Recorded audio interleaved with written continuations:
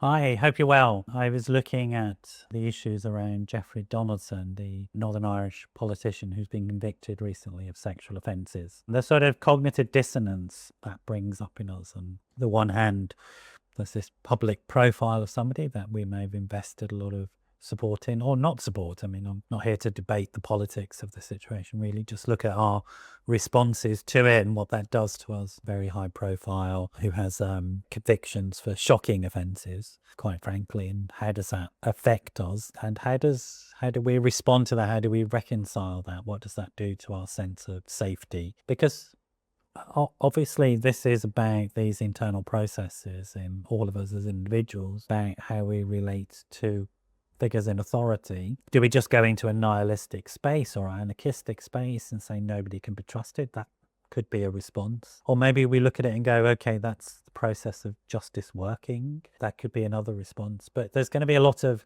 powerful responses, I would suggest, to it. And if you've experienced abuse from somebody in a position of power, again, you'll have responses based upon that. And they could be very difficult responses. So if they are, please do look after yourself. I think it's important as individuals that we look to our psychological needs and our emotional needs while these things are happening and allow ourselves a space to reflect, ponder, and get in touch with ourselves and ground ourselves in reality. Maybe it does bring up questions for us about what are we doing in our life? What are the people around us like?